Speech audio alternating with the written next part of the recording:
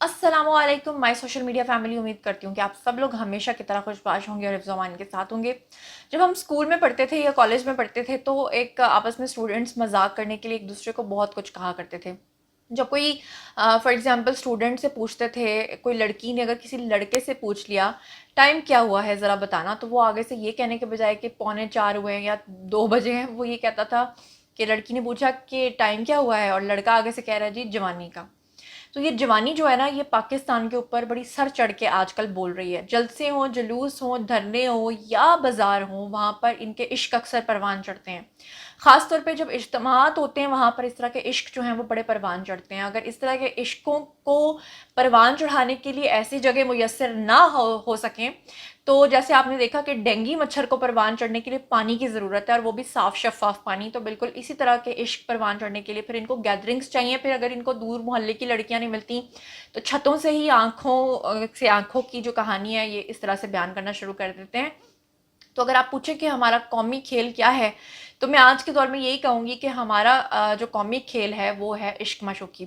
जनाब, इश्क माशूकी की ऐसी ही एक दास्तान लेकर आपकी खिदमत में हाजिर हो गई हूँ। जनाब, हुआ कुछ यूँ है, कराची का एक इलाका है, वहाँ पर एक लड़की घर की तीसरी मंजिल की छत पे चढ़ जाती है। सारा मोहल्ला सब लोग उसको देख रहे होते हैं और वो कोशिश कर रही होती है कि किसी तरह से, पंजाबी में जिसे कहते हैं ना बनेरा, जिसको इंग्लिश में कहते हैं बाउंड्री वॉल जो बनी होती है, वहां आती है और वहां से सीधी धड़ाम नीचे जमीन पे आके वो गिरती है। छत पे खड़े हुए लड़के तो बेचारे हैरान और शशदर और हक्का बक्का रह ही जाते हैं। मोहल्ले में अंकल्स और भाईजान्स जो नीचे खड़े होकर पान खा रहे होते हैं, तो वो सारे जो आजकल सियासत की गर्मा गर्मी पे बहस कर रहे होते हैं, अचानक वो देखते हैं कि ऊपर से एक बाजी जो है वो धड़म नीचे आकर गिर गई है।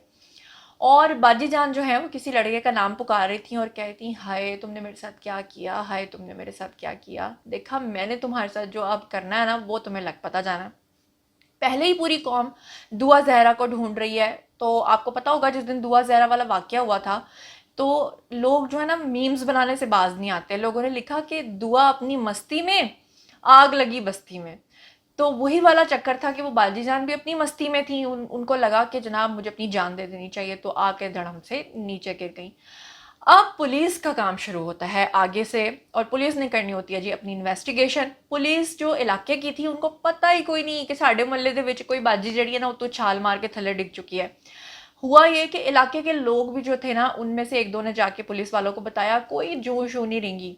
फिर वो बाजी के वीडियोस जिन लोगों ने बना लिए हुए थे, उन्होंने सोशल मीडिया पे लगाने शुरू कर दिए और वीडियो जनाब हो गई वायरल।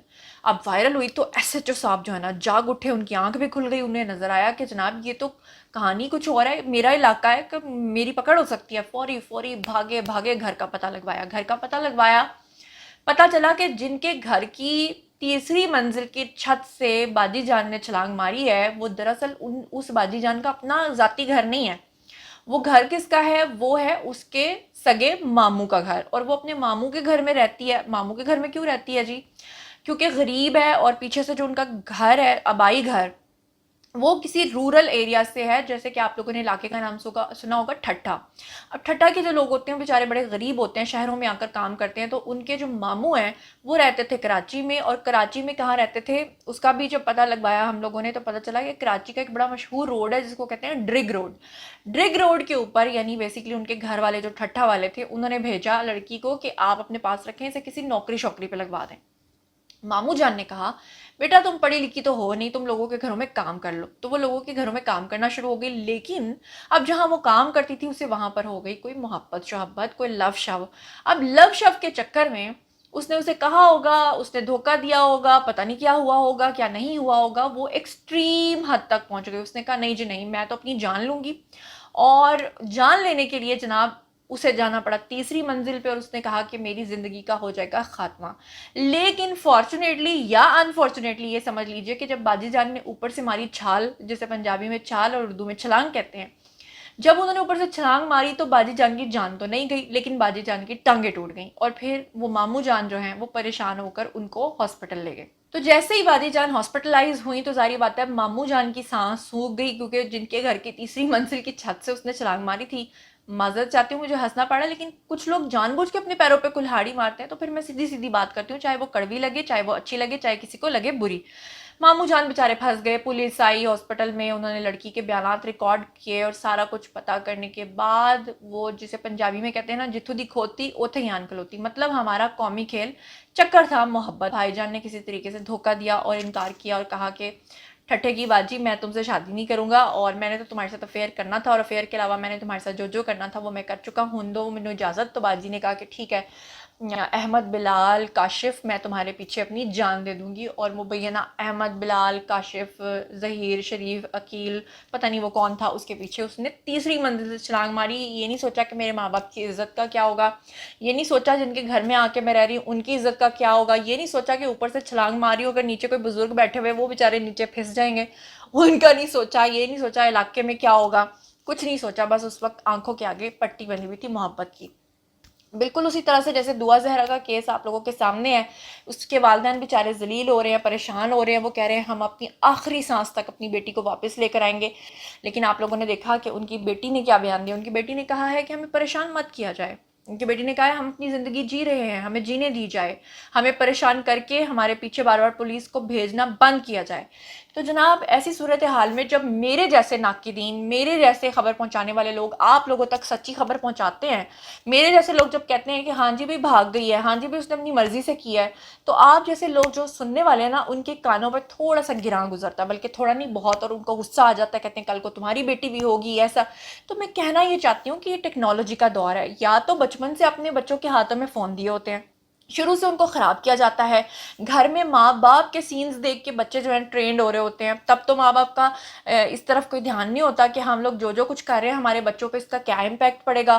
کمرے میں بیٹھے ہوتے ہیں، باپ بھی اسی کمرے میں بیٹھا ہوتا ہے، سامنے ٹیلی ویژن پہ ایسی ایسی فلمیں چل رہی ہوتی ہیں، خود چاہے آپس میں باتوں میں لگے ہو، سامنے سین آ جاتا ہے اس کو فارورڈ کرنا بھول جاتے ہیں، وہی ساری چیزیں بچے پھر دیکھ دیکھ کے، اور پھر آپ ان کو گیمز کھیلنے کے لیے فونز ان کے ہاتھوں میں دیتے ہیں، آپ کو کوئی پتہ نہیں کہ وہ کیا کیا سرچ کر رہے ہیں۔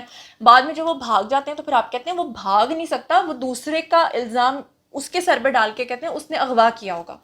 تو جناب یہ سب چیزیں جو ہیں یہ ہمارے معاشرے کا ناسور بنتی جا رہی ہیں، ہم آخر کب تک دوسروں پہ الزام ڈالیں گے؟ ہمیں خود بھی کچھ سیکھنا چاہیے، خود بھی کچھ سمجھنا چاہیے، اور ہمیں یہ کیریکٹر بلڈنگ پہ کام کرنا پڑے گا کہ کسی پہ ملبہ لادنے کے بجائے اس کا کیریکٹر اتنا اسٹرانگ کرو کہ آپ اپنی بیٹیوں کو جب 10,000 بندوں میں بھی بھیج دو نا تو آپ کو فکر نہ ہو۔ بالکل اسی طرح سے جب میں بینکاک چلی گئی، میرے کلیگز نے، میرے سب نے کہا بینکاک تو اس طرح کا ملک ہے، اس طرح کا ملک ہے، میں سارا کچھ وہاں پہ دیکھ کر آئی، لیکن الحمدللہ کہ وہاں پہ میں جب واک بھی کر رہی ہوتی تھی، میں درود شریف پڑھتے ہوئے جا رہی ہوتی تھی، مجھے کوئی فرق نہیں پڑ رہا تھا۔ میں اللہ تعالیٰ سے کہہ رہی تھی کہ یا اللہ یہ کلچر ہے، یہ نئے لوگ ہیں، ان کو نہیں پتا اسلام کے بارے میں، ان کو کچھ نہیں پتا کہ حلال اور حرام میں کیا فرق ہے، وہ تو میری ذمہ داری ہے نا کہ میں نے حرام اور حلال میں کیا فرق رکھنا ہے۔